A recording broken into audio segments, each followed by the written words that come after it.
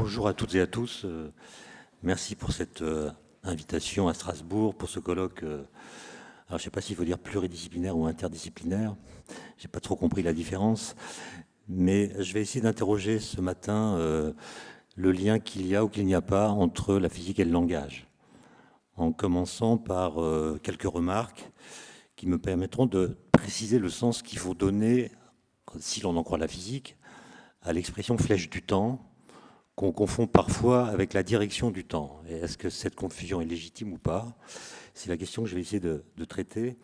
Alors les remarques par lesquelles j'aurais commencé sont des remarques assez basiques, qui ont été d'ailleurs formulées une première fois par Saint-Augustin. La première, c'est que nous ne comprenons ce que nous disons du temps que lorsque nous parlons vite. Autrement dit, ce qui donne un sens au mot temps, ce n'est pas le mot temps lui-même qui aurait une signification intrinsèque, c'est le flux verbal dans lequel on l'insère. Il y a d'ailleurs un très beau texte de Paul Valéry qui parle de cela. Il dit que le mot temps, dès qu'il est extrait de la phrase dans laquelle on l'a inséré, perd toute signification et devient un mystère. Il parle d'une énigme. Il dit, dès qu'on l'extrait du flux verbal dans lequel on l'a plongé, il se venge. Il devient un tourment terrible pour la pensée. Qu'est-ce au juste que le temps? S'agit-il d'une substance particulière? Existe-t-il par lui-même? N'est-il au contraire qu'une entité secondaire émanant des relations entre événements? Dépend-il de nous? Est-il un produit de la conscience? Autrement dit, nous ne comprenons pas comment un mot aussi familier peut engendrer des questions aussi difficiles. Et donc, on arrive à parler du temps entre nous que parce que nous ne disons jamais de quoi nous parlons. Ça, c'est la première remarque. La seconde, c'est que, et je renvoie là encore à Saint-Augustin, il dit que, c'est une citation, « Nous avons bien peu de locutions justes et beaucoup d'inexactes à propos du temps ». C'est Saint-Augustin qui a écrit ça au IVe siècle après Jésus-Christ, livre 11 des Confessions. Et on pourrait dire que depuis Saint-Augustin, la situation s'est aggravée. C'est-à-dire que la polysémie du mot temps est devenue plus fulgurante. On utilise aujourd'hui le mot temps, et la liste que je donne n'est pas complète, pour désigner aussi bien la succession, la simultanéité, la durée, le changement, le devenir, l'attente, l'usure, la vitesse, le vieillissement, l'argent, la mort, etc. Et donc ça fait à l'évidence beaucoup trop pour un seul mot.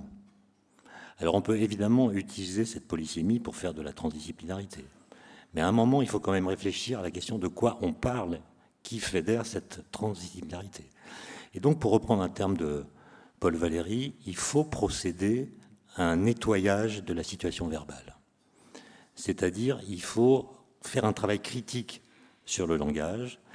Penser, disait Wittgenstein, c'est être en lutte avec la langue et tenter de préciser de quoi nous parlons lorsque nous parlons du temps. Non. Alors pendant très longtemps, à titre personnel, j'ai considéré que comme la physique a fait ses preuves, a gagné une efficacité remarquable, elle pouvait être le monsieur propre qui allait faire ce travail de nettoyage du langage.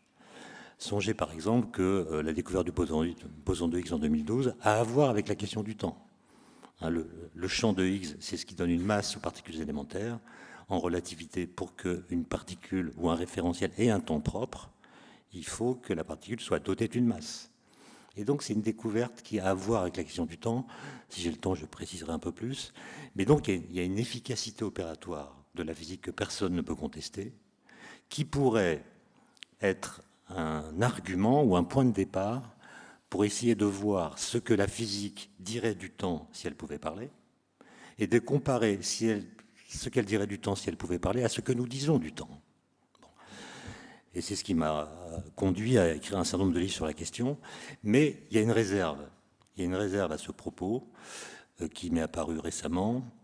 C'est que le premier qui a introduit le mot temps dans une équation de physique, on pourrait parler de Galilée, mais Galilée le fait uniquement à propos de la chute des corps, mais celui qui le fait de façon systématique, dans un formalisme, c'est Newton.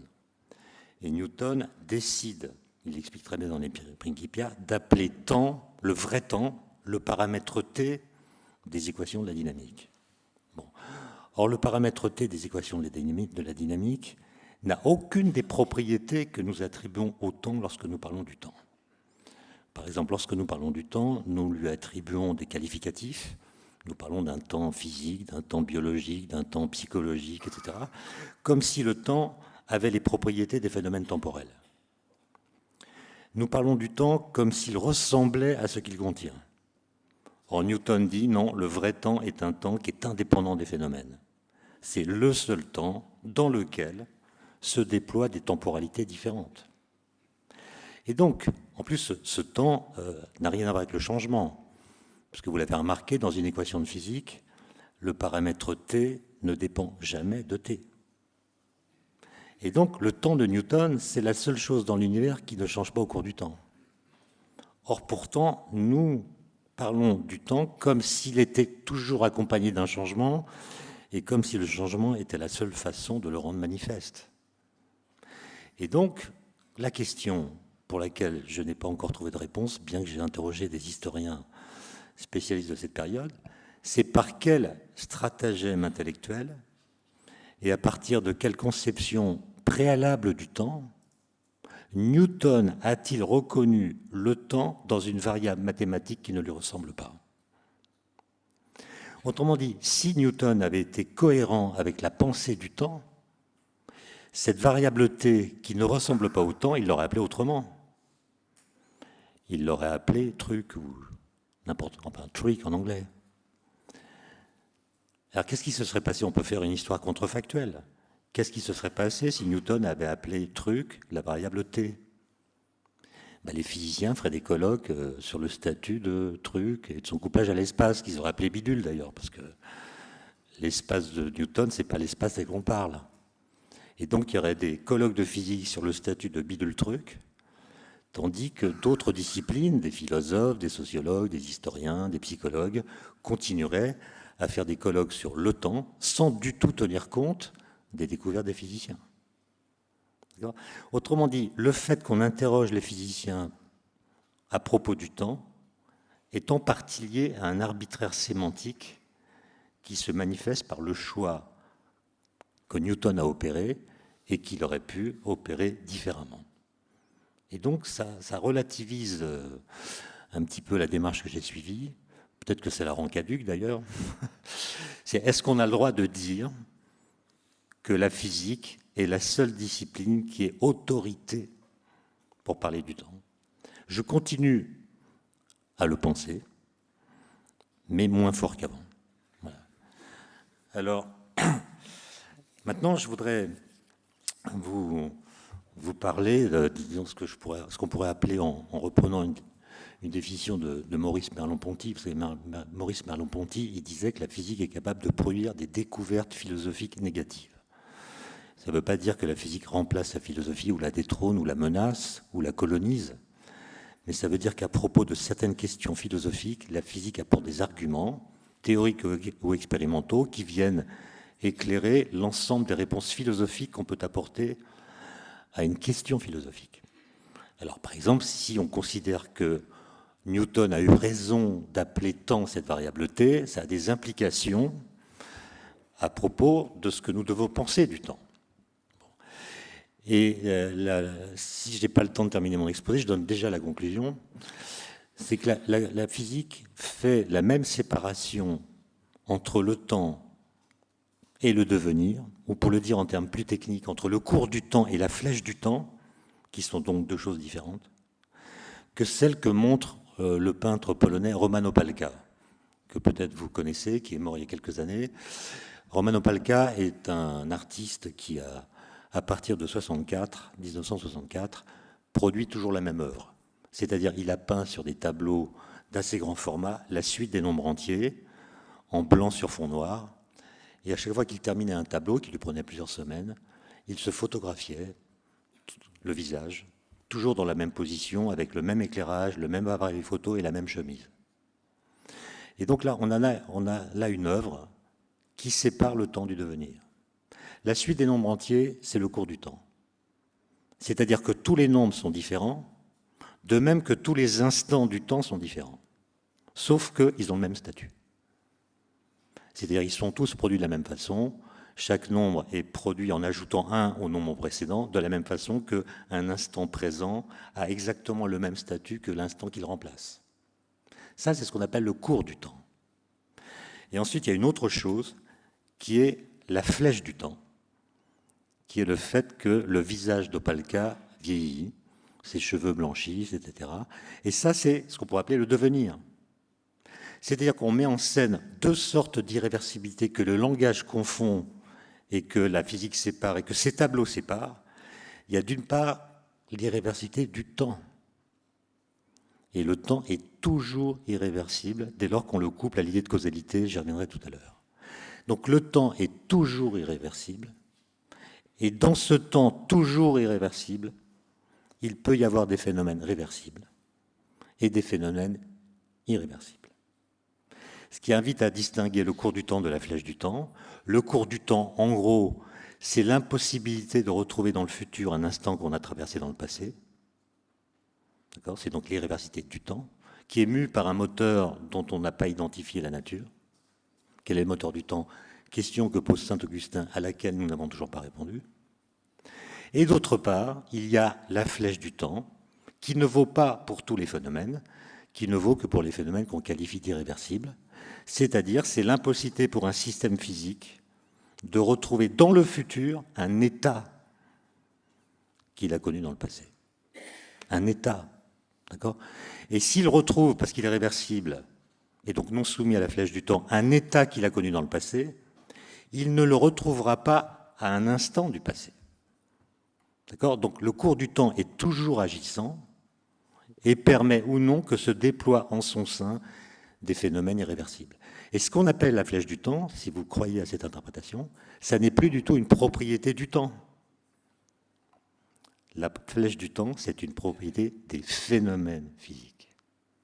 Et la grande question est de savoir si la flèche du temps doit être insérée dans les formalismes ou si elle relève seulement de l'interprétation des formalismes. Ça, c'est un grand problème au XIXe siècle, dans la deuxième moitié, puisque précisément toutes les équations fondamentales de la physique sont réversibles. Quand vous changez T en moins T, ça ne change pas l'équation. Et donc, dans les équations, il n'y a pas de flèche du temps. Il y a toujours un cours du temps. Mais il n'y a pas toujours, il n'y a même jamais, quand on s'intéresse aux formalismes fondamentaux, de flèche du temps.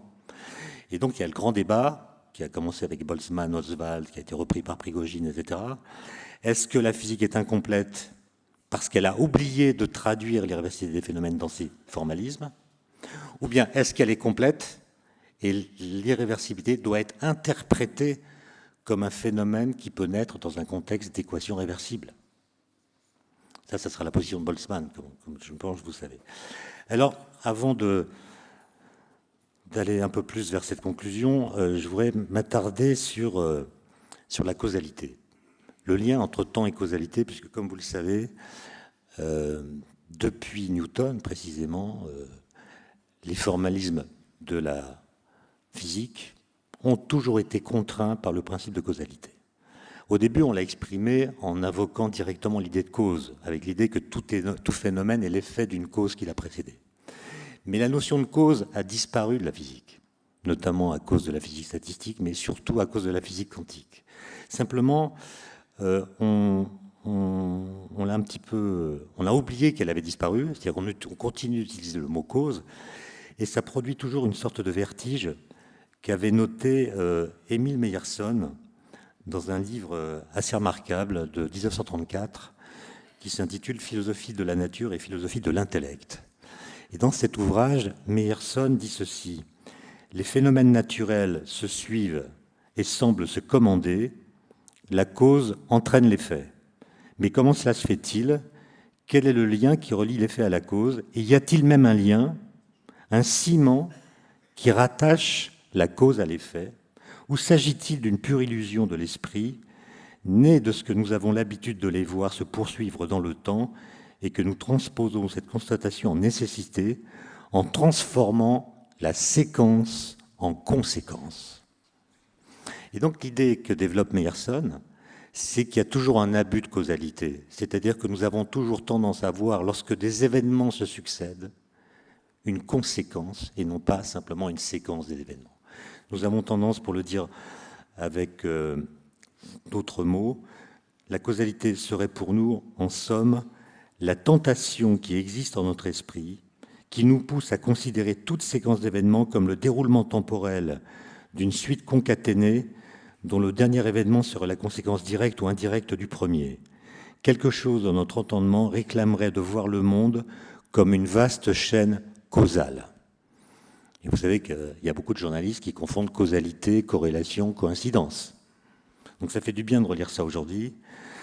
Et cette puissance de notre entendement qui voit de la causalité partout, c'est ce que David Hume considérait comme l'un des 3 principes d'association fondamentaux, avec la ressemblance et la contiguïté. Et donc la question qui est posée, c'est est-ce qu'il existe vraiment un ciment des choses par lequel l'effet et la cause sont concaténés, ou bien est-ce que la causalité est un délire de notre entendement? Alors, en fait, avec ces airs un peu badins, la causalité pose d'énormes problèmes, qui sont peut-être d'ailleurs le contrepoint des problèmes posés par les notions de hasard et de contingence.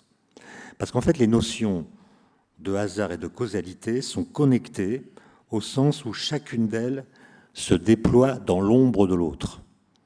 La causalité se déploie dans l'ombre du hasard, le hasard se déploie dans l'ombre de la causalité, avec cette idée que l'usage de la notion de hasard est presque toujours lié à une difficulté de l'explication causale. Dès qu'il manque une explication causale, on dit tiens, c'est par hasard ou c'est contingent. Souvenez-vous du débat entre Einstein et Bohr à propos du statut du hasard en mécanique quantique, ça porte exactement sur cette question. Et donc on pourrait dire que le hasard, pour les physiciens, est en quelque sorte le purgatoire de la causalité. Le purgatoire de la causalité, c'est-à-dire on met le hasard dans le purgatoire tant qu'on n'a pas trouvé une explication causale. Et ce qui est remarquable, c'est qu'il y a des situations où on a pu sortir le hasard du purgatoire, notamment avec l'histoire des paramètres cachés en mécanique quantique. Les expériences d'Asper ont montré ce qu'on appelle la non-séparabilité, l'intrication quantique, qui a montré que le hasard qu'on invoque en physique quantique n'est pas un hasard qui serait lié à notre méconnaissance des détails fins qui se produisent dans un processus, mais c'est un hasard intrinsèque. Donc il n'y a pas de purgatoire qui lui soit associé. Alors il existe de multiples définitions de la causalité. Il y a une citation quand même de Russell que j'aime beaucoup, qui est celle-ci. Il faut que je la retrouve.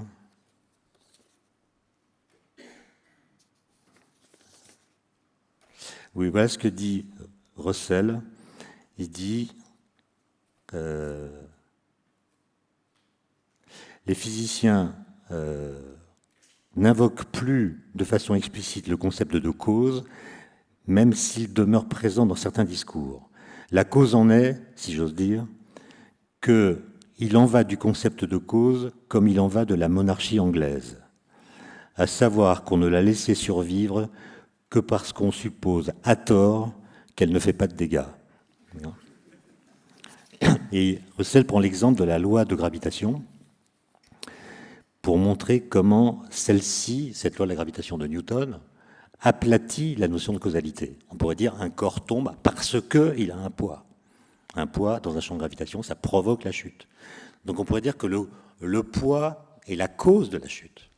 Mais en réalité, la loi de gravitation, elle ne dit pas ça. Quand vous la prenez mathématiquement, elle dissout l'idée même de causalité dans l'idée de loi. Et alors, Russell dit ceci, dans les mouvements des corps gravitant ensemble, il n'y a rien qui puisse être appelé une cause, et il n'y a rien qui puisse être appelé un effet. Il y a simplement une formule qui permet de calculer la configuration du système à n'importe quel instant. Et donc vous voyez comment l'idée de loi, sans même invoquer la physique quantique, comment l'idée même de loi physique dissout la notion même de cause. Alors, simplement, pour ne pas trop m'attarder sur les subtilités philosophiques qui sont quand même nombreuses, la définition classique, disons, de la causalité, c'est celle que proposait Hume, en disant que la causalité n'est qu'une simple conjonction constante. C'est-à-dire si l'événement P cause Q, on dira que P, l'événement P, cause Q si Q survient toujours si P précède. Ça, c'est la définition classique.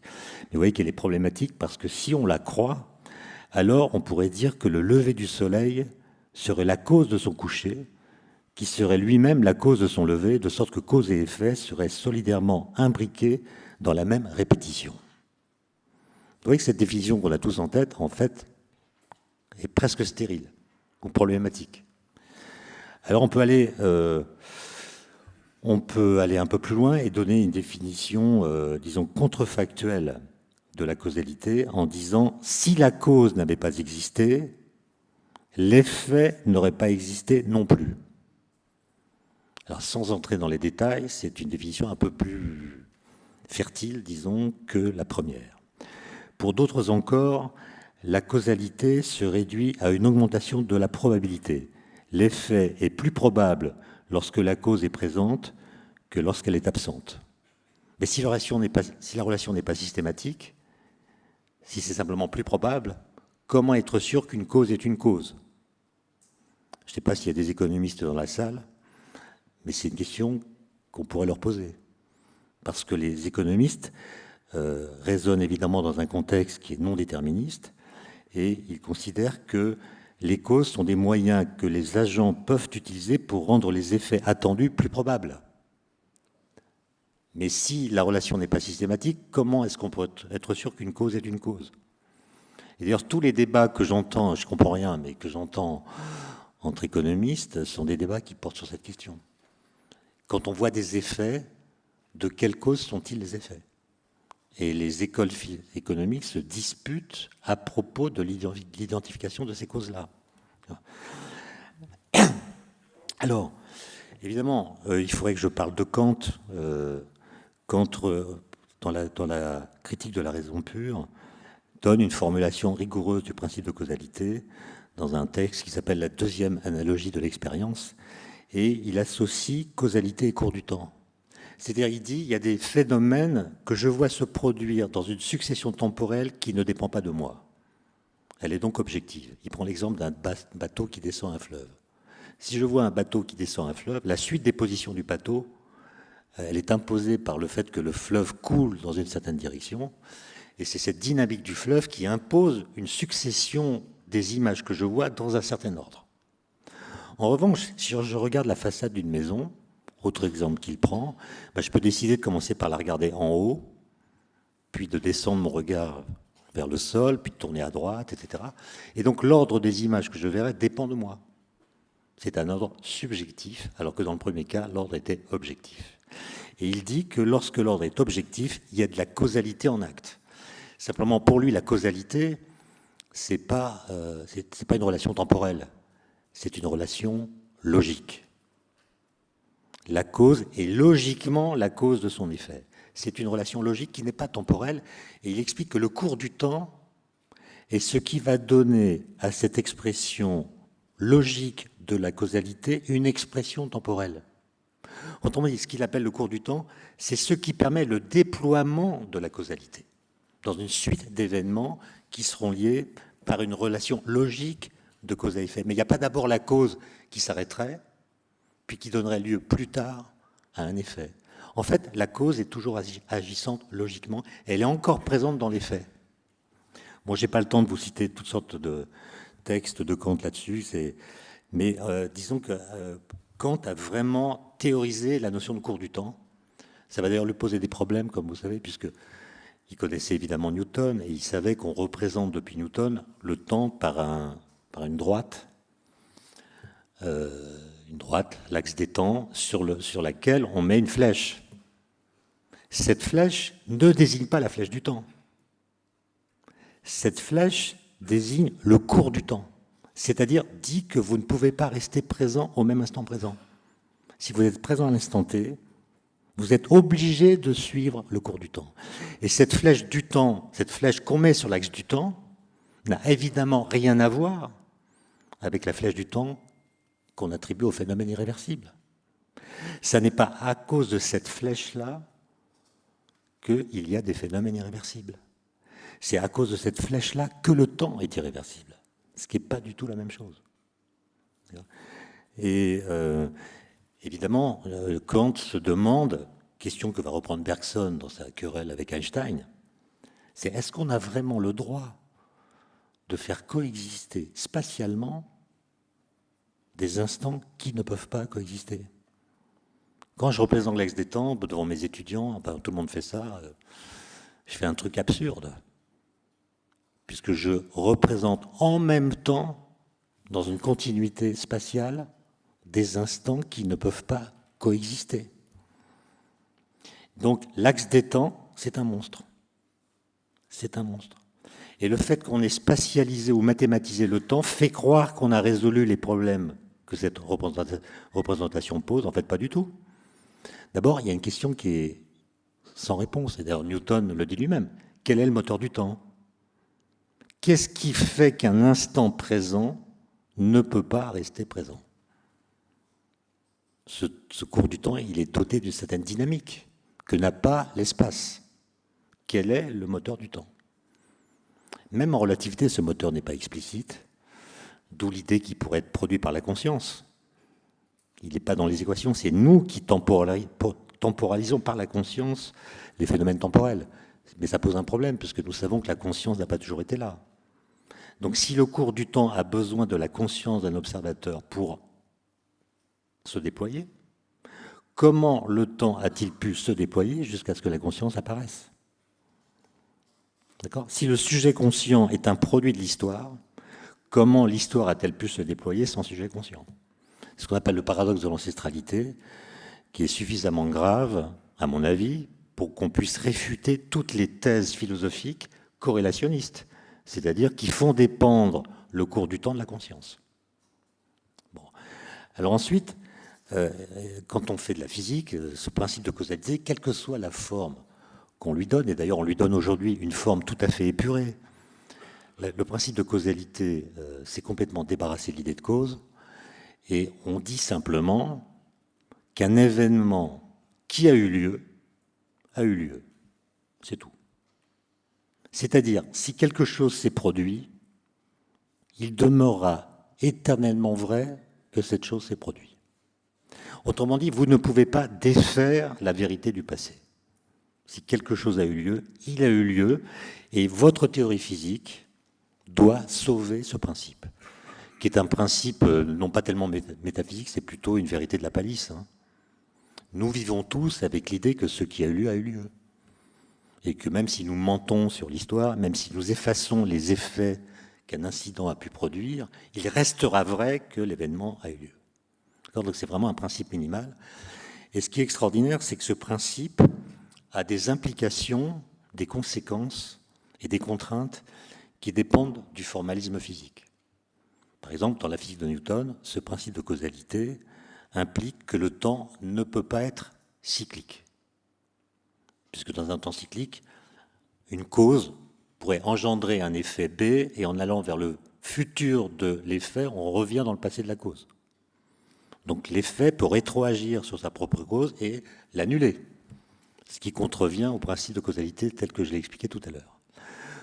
En relativité restreinte, le principe de causalité implique l'existence d'une vitesse limite que ne peuvent pas dépasser les particules, et cette vitesse limite se trouve être égale, pour autant qu'on le sache, à la vitesse de la lumière. Mais même si on dépassait la vitesse de la lumière, ou si une particule dépassait la vitesse de la lumière, ça ne violerait pas forcément la relativité dans ses principes. La relativité implique simplement l'existence d'une vitesse limite. Et elle n'implique pas que cette vitesse limite soit la vitesse de la lumière. Et d'ailleurs, vous savez, la théorie qui pourrait recevoir une démonstration expérimentale qu'il existe des particules qui vont plus vite que la lumière est déjà prête. Elle est prête depuis 1911. En 1911, il y a un type qui a publié un papier montrant qu'il pourrait y avoir une vitesse limite différente de la vitesse de la lumière, et la vitesse de la lumière serait simplement la vitesse de la lumière. Et donc il y aurait deux constantes, une constante qu'on appelle la constante d'Einstein, et puis la vitesse de la lumière qui aurait des rôles différents. D'accord? Donc, à chaque fois ça s'est passé récemment au CERN avec l'expérience Opéra, du Grand Sasso, on a dit, il y a des neutrinos qui vont plus vite que la lumière. Bon, Einstein s'est trompé. Non, pas vraiment. Ça ne suffit pas pour dire qu'un chat il s'est trompé. Et d'ailleurs, quand il se trompe, c'est arrivé, il le fait toujours intelligemment. Donc il faut se méfier. J'ai combien de temps encore? C'est pour prévoir l'atterrissage. Combien? 10. 20 minutes encore? Ah ben très bien. Alors, tout à l'heure, vous aurez un exposé de Jérôme Baudot là, sur l'antimatière, donc je vais aller assez vite sur cette question. Mais alors en mécanique quantique non relativiste, hein, l'équation de Schrödinger, la causalité est intrinsèquement garantie par la structure même de l'équation. En termes techniques, dans cette équation, il y a un opérateur qui agit, qu'on appelle l'opérateur hamiltonien, et c'est un opérateur qui permet d'écrire l'évolution d'un système. Et l'équation de Schrödinger fait jouer à cet opérateur le rôle de générateur infinitésimal des translations dans le temps, ce qui garantit le respect de la causalité. Donc l'équation de Schrödinger est une équation causale. Bon. Il y a un petit problème quand on fait une mesure, parce que là, il y a une réduction du paquet d'ondes, je ne vais pas rentrer dans les détails. Mais le problème de cette équation, c'est qu'elle n'est pas relativiste. C'est-à-dire, elle ne fonctionne pas quand la particule qu'elle décrit a une vitesse qui devient non négligeable devant la vitesse de la lumière. Et donc, à partir de 1926-27, des physiciens, pas des armées, hein, c'était 3 ou 4 personnes, se sont posé la question de savoir comment on pourrait élaborer une équation qui soit quantique et relativiste. C'est-à-dire qui décrive des objets très rapides, et c'est la raison pour laquelle l'équation doit être relativiste, et très petits, et c'est la raison pour laquelle l'équation doit être quantique, et donc décrire la particule par ce qu'on appelle des vecteurs d'état, qu'on appelait à l'époque des fonctions d'onde. Il y a eu plusieurs tentatives, et celle qui a fonctionné, c'est celle de Dirac, Paul Dirac, en 1928, qui a écrit une équation éponyme, l'équation de Dirac, et il a montré un truc assez extraordinaire, qui est que, en jouant sur ce qu'on appelle les opérateurs de création et d'annihilation, que si on exige que son équation respecte la causalité, ce qu'il n'avait d'ailleurs pas fait dans un premier temps, alors ça a des contraintes incroyables. Ça implique qu'il doit exister des particules d'énergie négative, qui seraient donc des particules qui mathématiquement semblent remonter le cours du temps. Évidemment, Dirac ne croit pas une seconde à cela, et en 1930, il va réinterpréter son équation. Il y a une sorte de flash lors du réveillon de Noël de 1930. Il a compris. Il a compris qu'en fait, ces particules d'énergie négative qui remontent le cours du temps, en fait, sont des antiparticules d'énergie positive qui suivent le cours normal du temps. Et donc, il prédit l'antimatière. Il commence par le faire pour l'électron. Hein. À l'époque, on connaissait guère autre chose que l'électron et le proton comme particules de matière. Et il prédit l'existence du positron qui va être détecté dans le rayonnement cosmique quelques mois plus tard. Bon. Et ça, c'est un événement absolument incroyable, parce que ça répond à la question de Hume. C'est lui qui a imposé à son équation qu'elle respecte la causalité. Il aurait pu prendre une équation qui ne respecte pas la causalité. Or, en mettant cette contrainte de la causalité, il prédit l'existence d'une nouvelle sorte d'objet physique, le positron, qui existe. Ça veut dire que la causalité n'est pas une loi que notre entendement projette sur le monde, mais c'est quelque chose que la nature a reconnu comme principe, au moins dans ces phénomènes-là. Et donc l'existence de l'antimatière est un événement philosophiquement incroyable qui démontre l'existence d'une chose dans laquelle on ne peut pas voyager. Et cette chose dans laquelle on ne peut pas voyager, on a peut-être raison de l'appeler le temps. D'accord ? Le temps, c'est cette chose dans laquelle on ne peut pas voyager. C'est-à-dire que le cours du temps s'impose à vous. Vous ne pouvez pas choisir votre position sur cet axe. Et étant placé quelque part sur cet axe, vous ne pouvez plus choisir librement votre position. D'accord ? Et ça, c'est une expression, disons, de la causalité qui a été raffinée par Paoli dans un article célèbre de 1941, sous ce qu'on appelle l'invariance CPT. Peut-être que Jérôme en parlera tout à l'heure, donc je ne vais pas détailler ça, mais disons, la forme moderne de la causalité aujourd'hui, c'est ce qu'on appelle l'invariance CPT. C'est-à-dire, si vous filmez un processus quelconque, vous avez donc un film, vous tournez le film comme ça, un demi-tour, c'est l'opération parité. On inverse la gauche et la droite. Ensuite, vous le tournez comme ça, c'est l'opération renversement du temps. T devient moins T. Et ensuite, sur le film, à chaque fois que vous voyez une particule, vous la transformez en son antiparticule. Vous faites ces 3 opérations dans l'ordre que vous voulez, et vous projetez le film. Évidemment, ce que vous verrez à l'écran est différent de ce que vous avez filmé. Si vous avez filmé un proton qui vient de ma gauche avec un spin plus, vous verrez un antiproton qui vient de ma droite avec un spin plus. C'est pas la même chose. Mais ce que dit cette invariance, c'est que le processus physique que vous voyez sur l'écran est régi par la même physique que le processus que vous avez filmé. C'est ça qu'on appelle l'invariance CPT. Et toutes les théories sont construites en respectant cette invariance CPT. D'accord ? Bon, j'arrête avec ça. C'est juste pour vous montrer que la causalité, quel que soit l'énoncé qu'on lui donne, est une contrainte qui s'est toujours appliquée sur la façon de décrire le cours du temps en physique, avec des implications qui ont pu être vérifiées et qui font que si on prenait tout cela au sérieux, alors la séparation que la physique fait entre le cours du temps et la flèche du temps serait une séparation qui aurait des incidences philosophiques.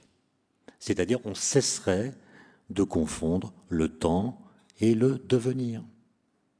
Le temps ne fait rien. Il n'a rien à voir avec le devenir. C'est pas à cause du temps qu'on vieillit. C'est à cause du temps qu'on prend de l'âge. Mais prendre de l'âge et vieillir, c'est 2 choses différentes. Le vieillissement, c'est l'augmentation avec l'âge de la probabilité de mourir dans l'année. Vous savez très bien qu'un homme en France, entre 23 ans et 39 ans, ne vieillit pas. Évidemment, il prend 1 an tous les ans, c'est son âge.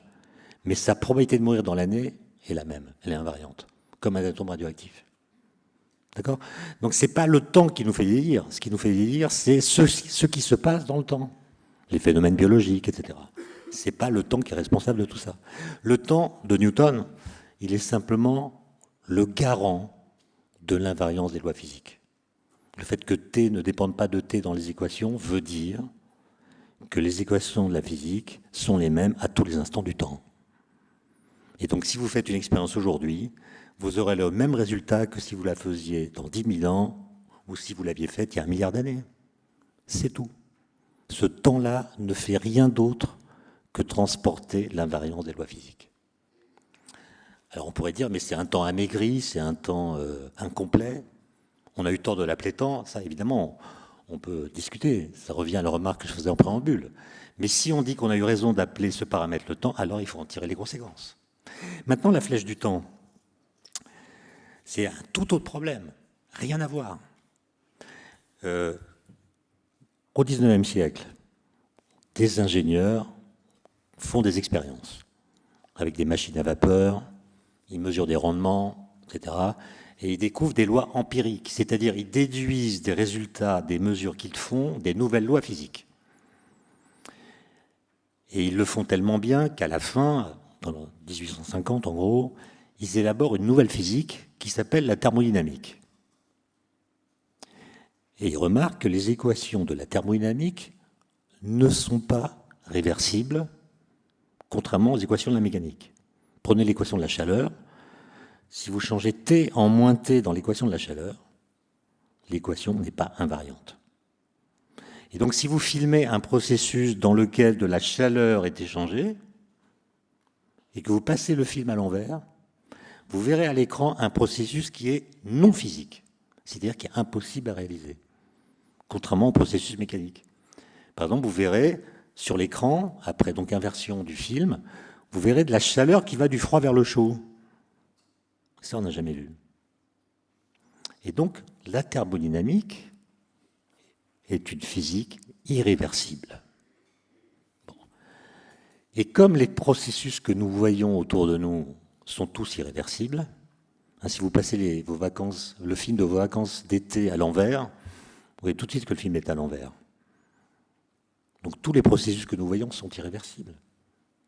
Et donc il y a eu beaucoup de gens qui ont dit, voilà, la vraie physique, c'est la thermodynamique.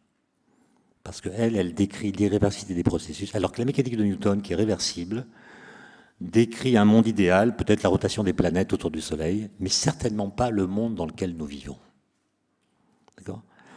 Bon, ces gens sont appelés des énergétistes. Ils étaient majoritaires, assez violents. Enfin, ils ont fini par être très violents. Lisez la correspondance entre Oswald, l'un d'eux, et Boltzmann. Vous verrez ça. Des gens disent que c'est même ce qui a conduit Boltzmann au suicide en 1906, tellement c'était violent.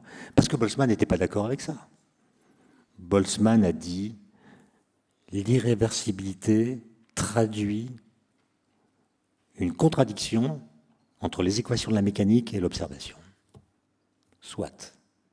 Mais de là à dire que les équations sont fausses, il y a un pas qu'il ne faut pas franchir. Peut-être que c'est notre interprétation des observations qui est fausse.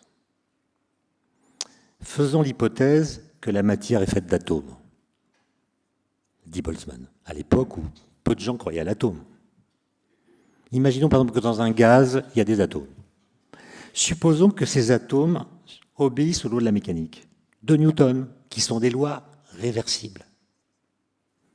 Est-ce qu'on ne pourrait pas comprendre l'irréversibilité du comportement d'un gaz à partir de lois réversibles? Et Boltzmann démontre que oui.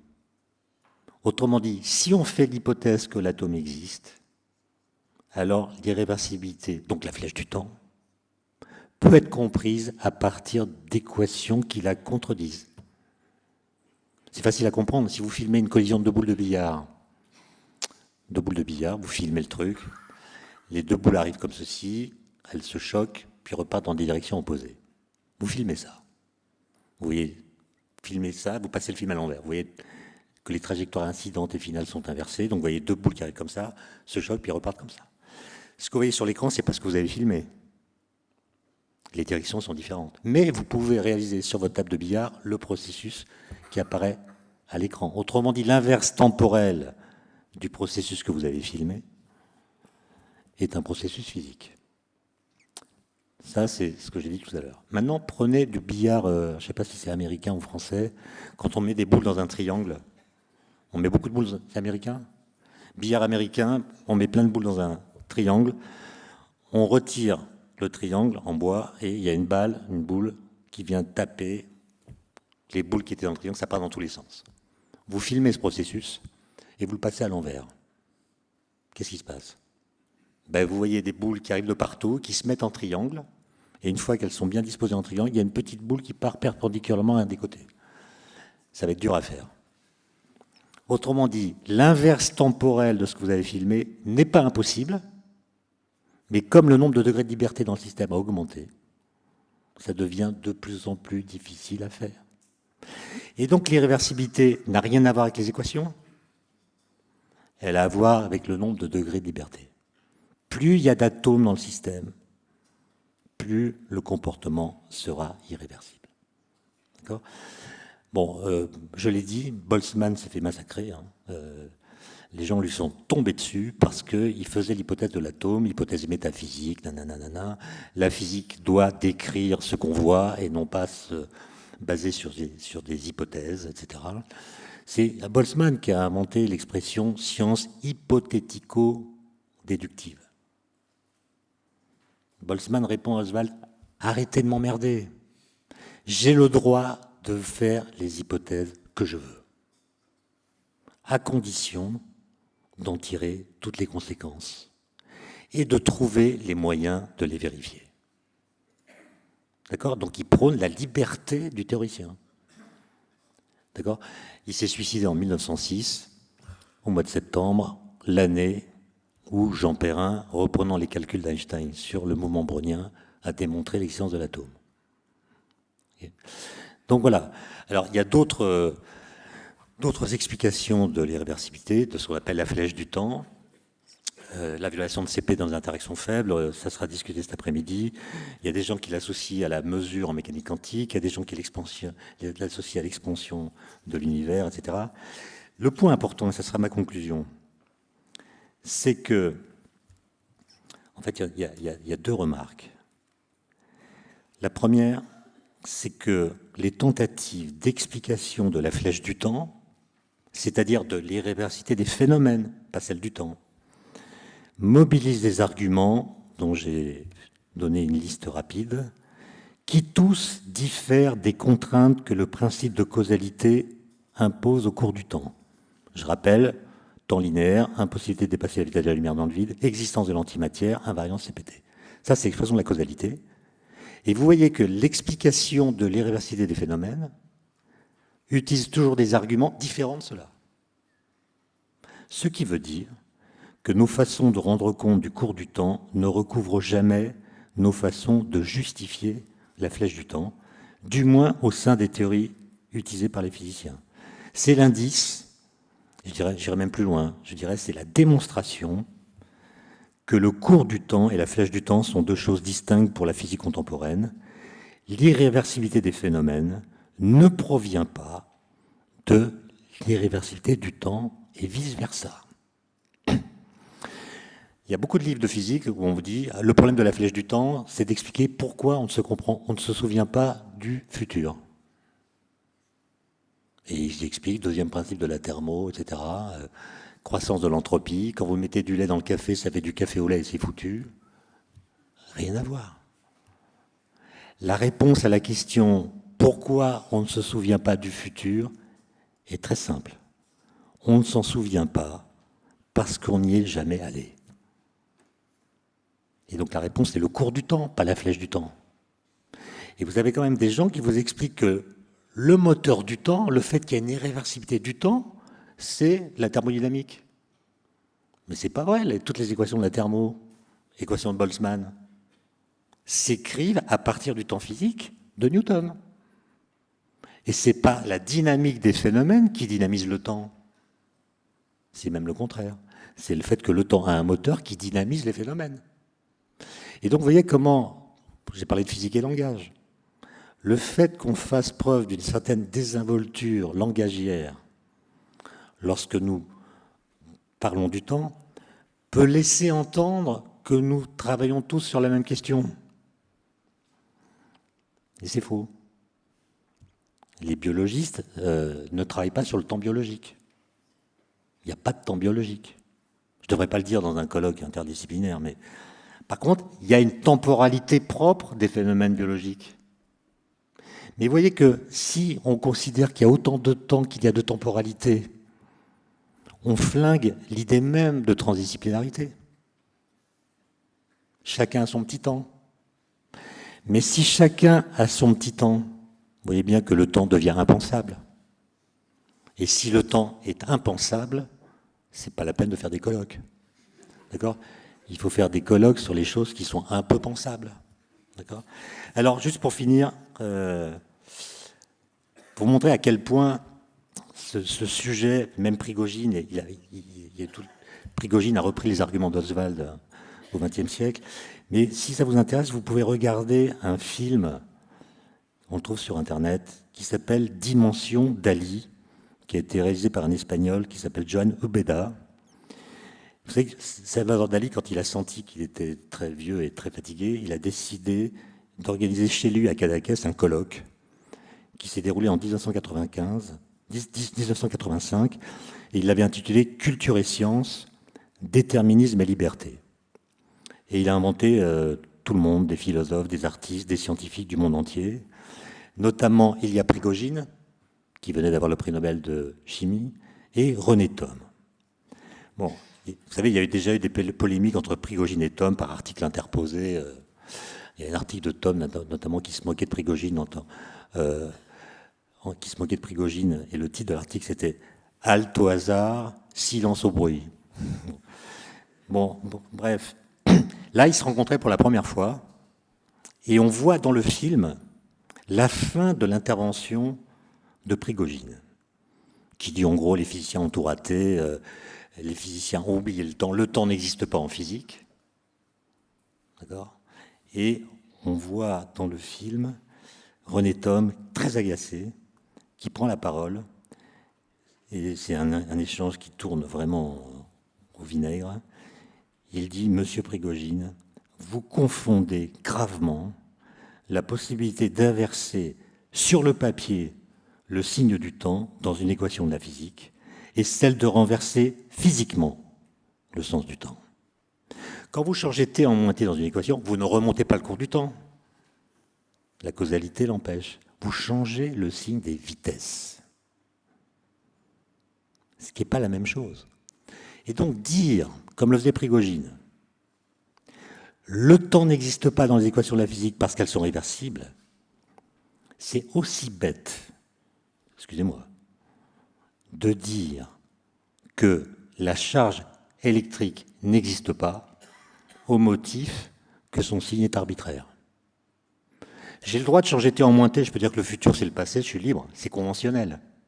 De même que quand je dis l'électron a une charge négative, c'est conventionnel. J'aurais pu dire l'électron a une charge positive. Et puis le proton a une charge négative, parce que dans la force de Coulomb, c'est le produit des charges qui intervient.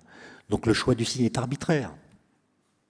Et non, le choix du signe est arbitraire, mais la force entre des charges électriques a un signe, elle, qui n'est pas arbitraire, qui est le même quelle que soit la convention qu'on a choisie.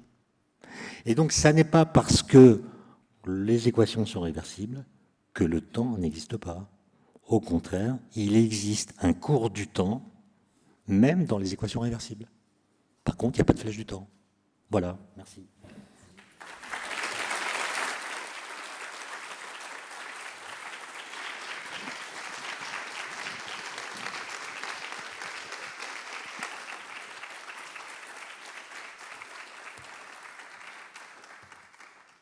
Bien. Cet exposé est maintenant ouvert à commentaires et questions. Oui.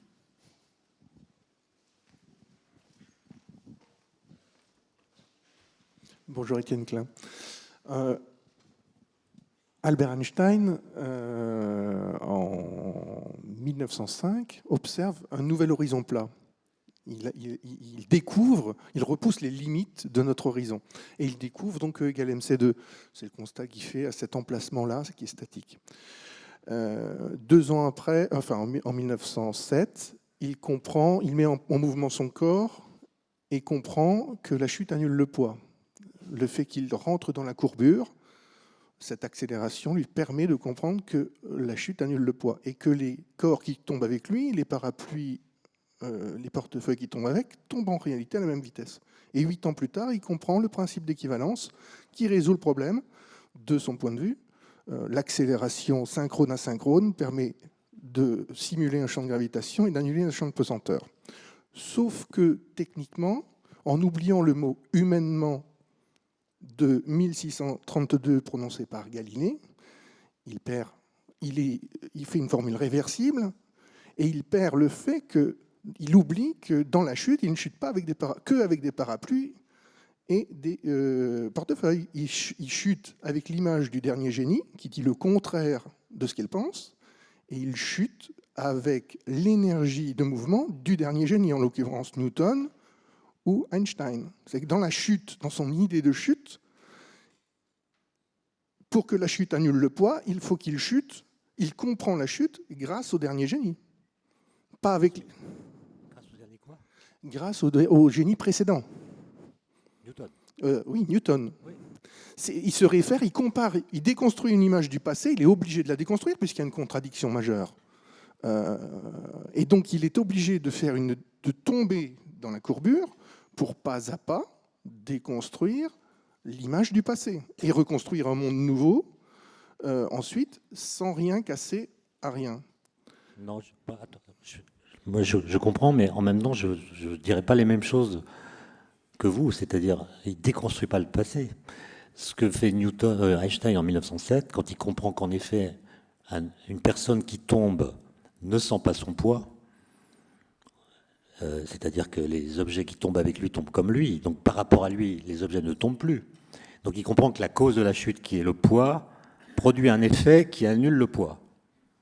C'est ça qui va le mener au principe d'équivalence en effet, mais je ne dirais pas qu'il déconstruit le passé, puisqu'au contraire, il utilise les équations Newton, c'est-à-dire il lit dans les équations Newton une chose évidente que personne n'avait vue. C'est-à-dire personne n'avait vu que la loi de Newton, ou de même de Galilée, c'est le fait que tous les corps tombent à la même vitesse, implique que quand on tombe, sous l'effet d'un poids, le fait de tomber annule le poids. Ce qu'il a mis dans un tourment, etc. Et pour mettre les choses d'équerre, il va formuler le principe d'équivalence, ce qui va le mener à la relativité générale. Mais je ne dirais pas qu'il contredit Newton, au contraire, il en tire les conséquences ultimes. Si. Ah. De l'eau. Est-ce qu'il y a de l'eau? C'est pas grave. On va en chercher. Bien. Une autre question? Un commentaire? Oui? Écoutez, très intéressant. Moi, ça fait une quarantaine d'années que j'essaie de réfléchir à ce concept de temps. J'arrive à comprendre un intervalle de temps, mais je n'arrive pas à comprendre, je n'arrive pas à donner une définition du temps. Je suis sûr que vous voyez ce que je veux dire. C'est-à-dire que si on se place dans un contexte de variance ou d'invariance, etc., on peut comprendre, définir un intervalle. Court, long, etc., etc. Je suis chimiste. Hein. Et par contre, la définition même de temps, c'est quoi? Un photon, on peut le définir, etc. Mais le temps, c'est quoi? Lorsqu'on passe de la notion de paramètre à la notion de variable, eh bien, qu'Einstein fait par ailleurs, il faut quand même avoir une définition. Quelle définition vous donneriez au temps? Bon, d'abord, il n'y a pas de définition du temps, donc il n'y en aura jamais. Mais non. Puisque pour définir un concept, il faut le rapporter à des concepts plus fondamentaux que lui. Donc la seule façon de définir le temps, ou l'espace-temps plutôt, ça serait d'arriver à le faire émerger d'un inframonde dans lequel il n'y a pas d'espace et de temps. C'est-à-dire de montrer qu'il est une sorte d'émergence qui apparaît à un certain niveau et qui n'existerait pas à un niveau inférieur. Alors, les géométries non commutatives, les travaux d'Alain Kohn, par exemple, visent à ça. C'est-à-dire, Alain Kohn essaie de calculer le moteur du temps en montrant comment la non-commutativité de sa géométrie engendre une relation d'ordre qui équivaut à une dynamique temporelle. Mais vous ne pourrez jamais définir le temps par un concept qui serait plus fondamental que lui. À chaque fois qu'on définit le temps, on le présuppose. Quand on dit le temps, c'est le nombre du mouvement selon l'avant et l'après, vous voyez bien que selon l'avant et l'après, il y a déjà le temps qui est là. Quand on dit c'est ce qui passe quand rien ne se passe, il y a déjà l'idée de passage. Donc vous ne pouvez pas dire le temps autrement que de façon tautologique. Donc il n'y a pas de définition du temps. D'où le problème qui est comment faites-vous pour le reconnaître dans des équations? Comment est-ce que Newton a fait? Ou bien si aujourd'hui vous travaillez par exemple à l'unification de la physique quantique et la relativité générale pour faire des théories de grande unification, théorie des cordes, etc., vous avez des équations, vous avez des formalismes. Qu'est-ce qui vous permet de dire que telle ou telle variable, c'est le temps? Vous ne pouvez le dire que si vous le reconnaissez.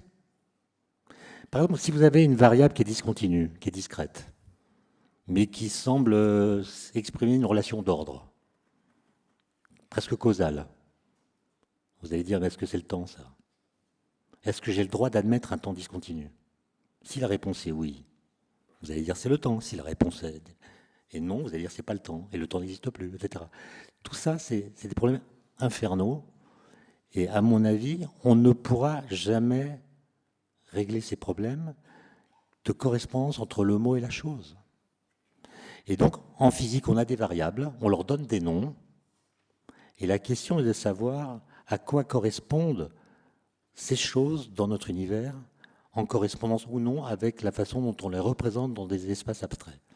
Maintenant, vous dites, j'ai pas de problème avec la notion de durée ou d'intervalle de temps. Moi, c'est le contraire. Je pense que la notion la plus mystérieuse de la physique, c'est la notion de durée. Déjà, on représente les durées spatialement, un peu comme je l'ai dit tout à l'heure avec l'existant. D'ailleurs, quand on les calcule, on intègre sur dt de la même façon qu'on intègre sur dx pour les longueurs. Donc en fait, on traite mathématiquement les durées exactement comme on traite les longueurs. C'est complètement différent. Quand vous intéressez sur dx, le fait que vous changez de position n'est pas lié à un mouvement interne de x. C'est vous qui parcourez la distance pour intégrer. Alors que le dt, il est parcouru tout seul. Vous ne pouvez pas rester présent au même instant présent. Donc le dt est une expression du cours du temps. Ensuite, prenons une durée de 3 minutes. Vous voyez qu'on a tendance à dire 3 minutes, c'est l'équivalent d'une longueur. Sauf que quand je regarde une longueur, tous les points qui la constituent coexistent sous mon regard. Là, j'ai une longueur d'1 mètre. Je vois tous les points qui constituent une longueur d'1 mètre. Une durée, c'est une suite d'instants qui, par définition, ne coexistent pas. Ils ne coexistent pas. Donc 3 minutes, c'est une entité absolument mystérieuse. Posez-vous la question, où est-ce que c'est dans 3 minutes? Est-ce que l'instant qui correspond à maintenant plus 3 minutes est quelque part à nous attendre dans le futur? Ou est-ce que, après l'instant présent, c'est le néant? Comme on a des agendas qui spatialisent le temps, on a l'impression que les moments du futur sont déjà inscrits dans l'agenda. On a spatialisé le temps. Mais posez-vous la question, où est demain? Où est demain? Est-ce que demain existe quelque part à nous attendre? Ou est-ce que demain n'est nulle part? Et vous voyez que, bon bref, je ne vais pas... L'axe des temps par lequel on représente le temps ne répond pas à cette question. Quand vous tracez l'axe des temps, vous ne dites pas si cette courbe représente l'intégrale de toutes les positions de l'instant présent, ou bien une trajectoire qui se présente de toute éternité que l'instant présent parcourt. Cette représentation ne le dit pas. Et donc Einstein avait raison de dire la question physique la plus difficile, c'est le futur existe-t-il déjà dans l'avenir? Bien, merci. Je pense qu'il faut qu'on s'arrête là. On pourrait continuer longtemps cette discussion. Merci beaucoup, Étienne Klein.